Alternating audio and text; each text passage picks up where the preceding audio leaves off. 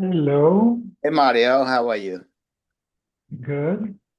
What's happening? Nothing. I had to stop my watching Uruguay because of the shear and nobody's here. Yeah, hello. Hello, everybody. Hello. Okay, we are on Nun Bays. Ryan Forty. Say again, 52. That if the bird fell onto sand, so we're not worried about, the nefula. But if it's coarse, we are concerned. Avak drochim chayshinan. If it lands on the dust of a road, we are concerned. Tivne ve'ovid bazga chayshina. If a farmer took straw and he made it into a bale of straw, which is hard, and the bird flies into that, then you're choishish. Lo avid begaza, but lo chashem. But if it's just straw that's on the ground, not made into a bale, then you're not choishish. Chite v'chol deminayu chashin. Wheat and other things like wheat, like rye, are hard. And so if you have a pile of wheat and it flies into it, we are concerned. Sorry, but barley is soft. Also, legumes are soft. And if you have a pile and the bird flies into it, we're not worried. Lebarmin rubia, except for fenugreek. Chimsi, that's peas. But chefzi, which is chickpeas, yesh bo mishum risuk evorim. Klolo de mil. So what's the general rule? Kol midi de misrik en bo mishum risuk evorim.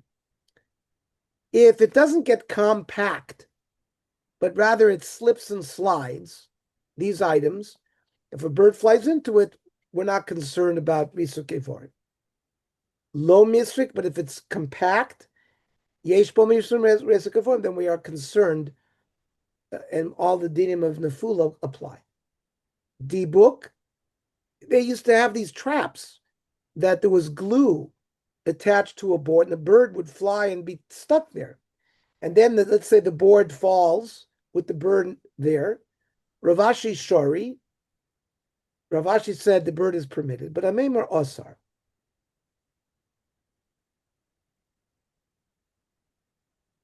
The one who says it's mutter because the bird can still sort of cushion its fall. If there's only one wing attached to this glue, then there's no problem because the other wing will prevent it from being damaged when it falls. Ki pligi betray gapi. The machlokas is when both wings. Even the wing on the glue, it's only the tip of the wing. It's not the more proximal portion. If both wings are attached, how is it going to sort of protect itself? Because it's not the whole wing that's glued. The part of the wing, it sort of protects itself when it falls. The other Mandomer holds, this other version is that there's no machlokes when the two wings are glued.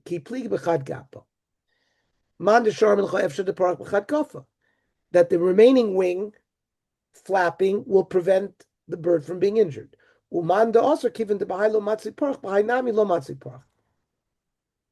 It cannot fly with only one wing, so therefore it can't protect itself. Hilchaso, final halacha, betray gapi aser b'chad gapa shori. If it was caught with two wings and the board fell, everyone holds its treif. It's only one wing, everybody holds its kosher. Nishtabu rav saloseh, if they broke its ribs. Now, there are 13 ribs on either side, right and left, but only 11 of them on each side have marrow attached. Therefore, what's the majority? Torah Elu and Rav Tzlos, Sheish Mikan v'Sheish Mikan, 6 and 6. So once you have 12, right, 11 is exactly half. Half of, right? 11 plus 11 is 22. So once you have 12, you have the majority. If you have 6 broken ribs on one side, 6 broken ribs on the other side, you've had rov.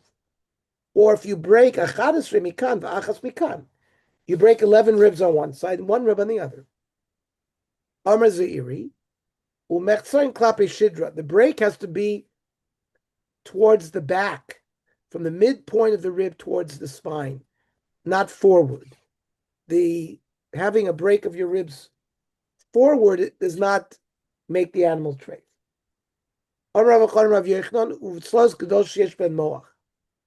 talking about the breaks in the ribs have to be in ribs that have marrow. Omer Ula ben Zakai Omar. Nekru Barov Tzadechot. Let's say the ribs were detached from the vertebra.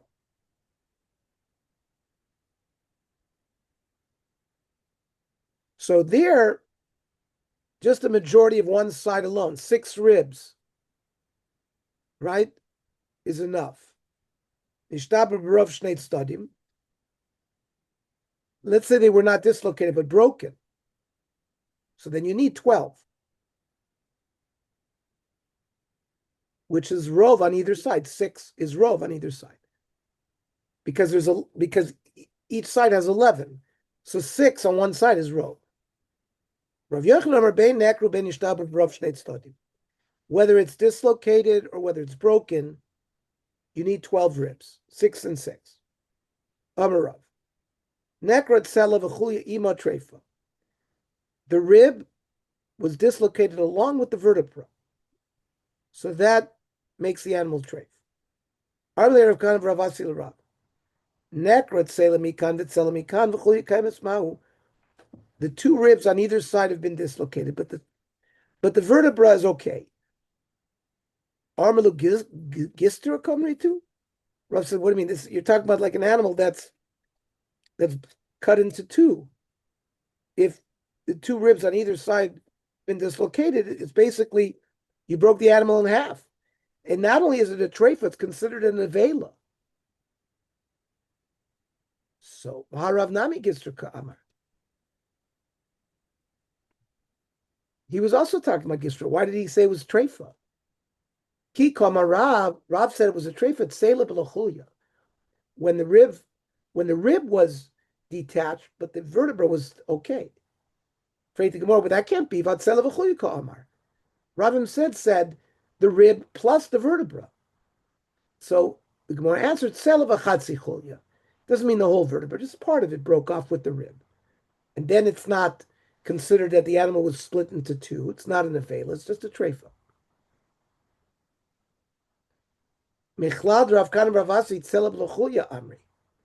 Comes out that Rav Kan Ravasi, when they asked the Kash of Rav, we're talking about when two ribs were dislocated and no vertebra. And Rav responded to them, what are you asking me about when an animal is split in two? Vamar Ula ben Zakai Omar, Nekru Barov Tzadechad, if the majority on one side of the animal, 6, have been dislocated, or Nishtab Rav Neishtadim, if they've been broken, and then you need the majority on both sides, 6 on either side. So what do you mean? It takes 6 to be dislocated to make it treifa, not just a pair of uprooted ribs with the vertebra intact. So what would Rav say? Because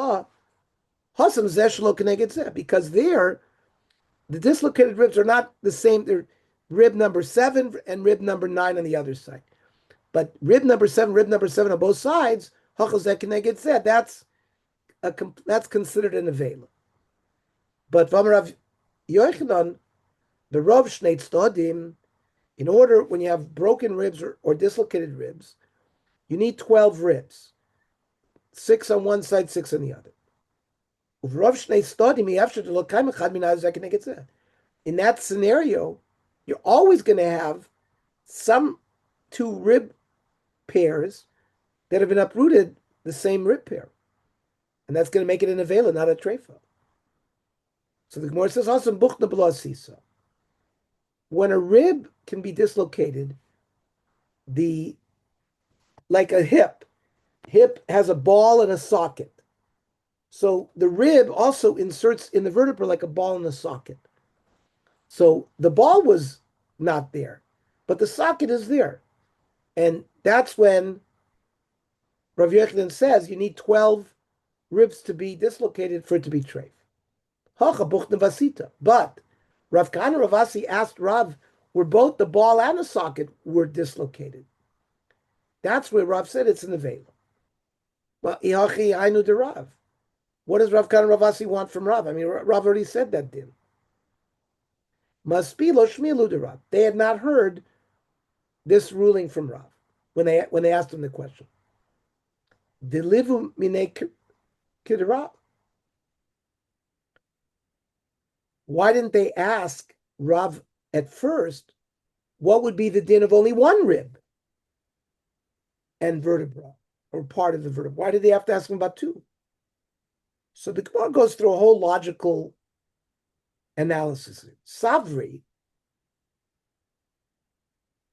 they thought, Liboy mine chada, the porshlan tarti.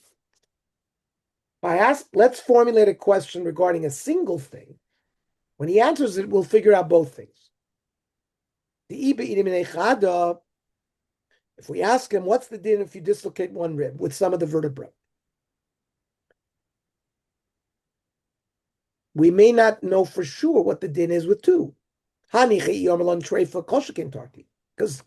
if he said it, if one rib being dislocated with some of the vertebra makes the animal treif. Well, we would know from a kal v'chomer that certainly would apply to two.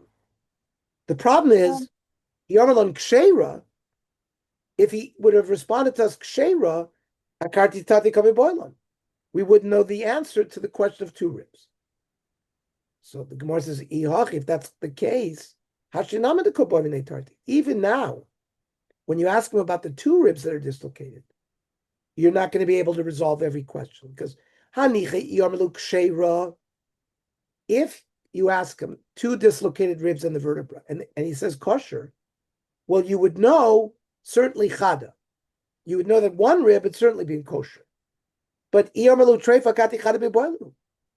he answered you about two treif, you might not know the answer about one. So Savri, so imkein mirtach karotach chada treif atarti meboy. If they asked him about one, and Rav would have answered that it's treif, so then Rav would have been angry with them about asking about two. But they asked him about two, and he didn't get angry. Rav did get angry. He said, "What are you talking about? You're talking about an animal that was split in two." So he was angry. Rav Shmuel, Nekrot Selemi Kara, the rib is dislocated from the vertebra. The Gogolis Shenechbasa Beruba, you have a crushed skull, majority. Ubasra Choifes Rova Karen Berubo, you're missing the muscle abdominal wall overlying the stomach.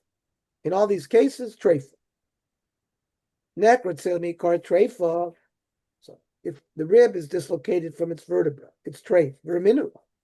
I'll ask you a kasha. Kamach Yisron Bashidra.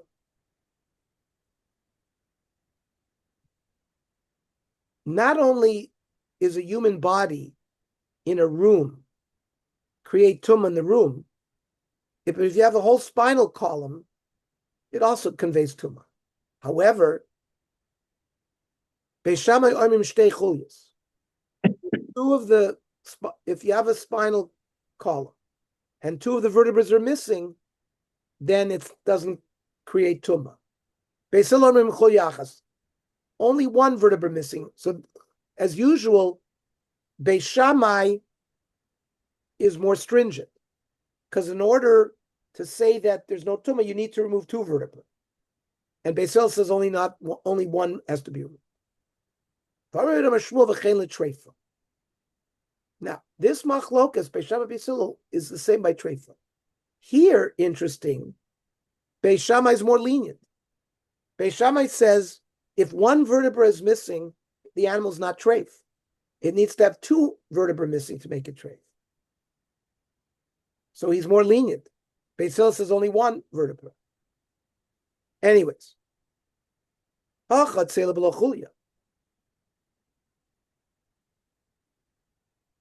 When Shmuel said his din, he's talking about only a dislocated rib, nothing to do with the vertebra. Just the dislocated rib alone makes it treif. The argument Beis Shammai Beis Hillel is just the vertebra is missing, nothing to do with the rib. Well, the Gemara doesn't understand it. I can understand you can have a either uprooted or dislocated rib and the vertebra is intact. How do you have a vertebra missing and the rib is also not missing? The rib is attached to the vertebra. So, Bishili Kafli. So, in the lower part, in the lumbar region, right, we also human beings, we have 12 ribs. We have T1, T2, T3, all the way to T12. So we have 12 thoracic ribs.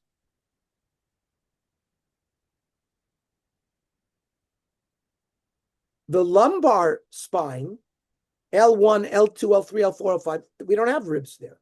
And the cow doesn't have ribs either. So there it's talking about vertebra that have been removed, but there's no rib to remove.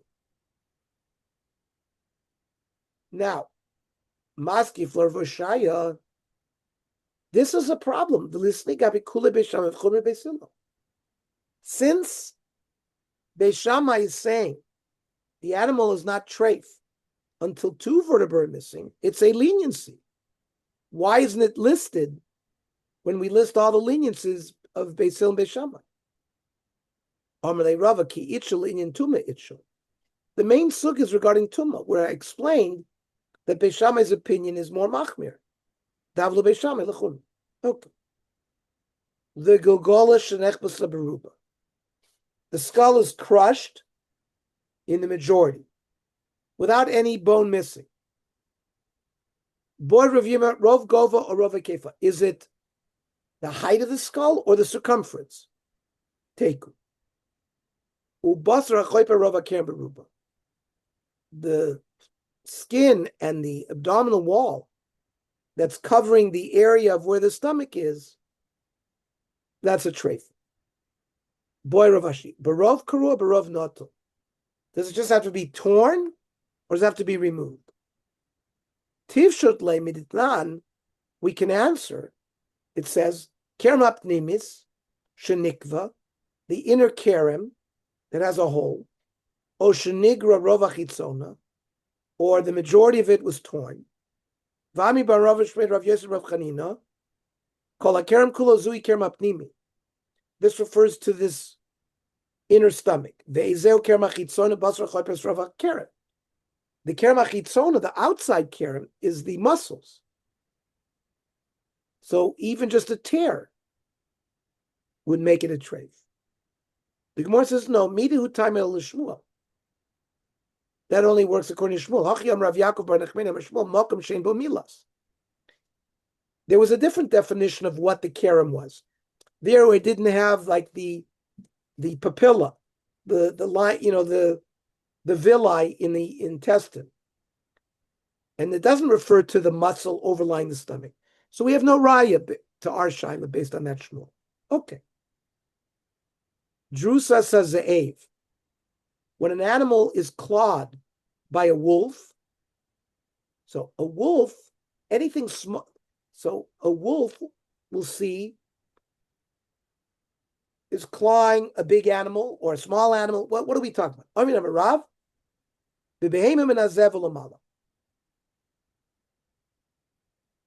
With a animal like a cow or a sheep or a goat, the wolf is the smallest animal. Bigger animals like a bear or a lion certainly will render them treif.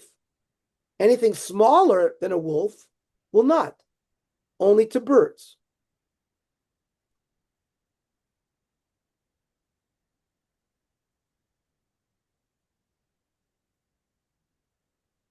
By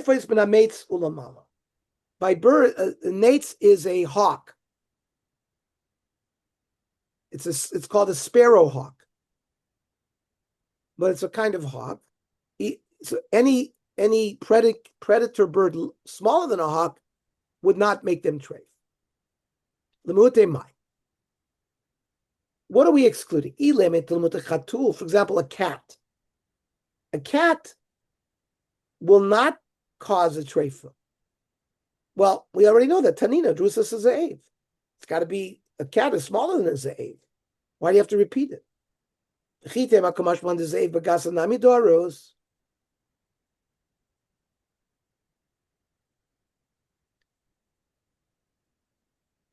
Maybe he would understand that a wolf can claw a large animal. And maybe that would mean that a cat could claw sheep and goats. Vatnan Rabbi Yehuda Medrusa say Bedako Drusa Sariba Gasa. But Rabbi Yehuda said that small animals like a goat and a sheep are rendered treif by a wolf, but a larger animal needs a lion. Rabbi Yehuda Miflig Palig Maybe he's arguing and not explaining. But not to argue. So Gavra Karamis, Rav will say that Rav Yehuda argues with the Tanakh.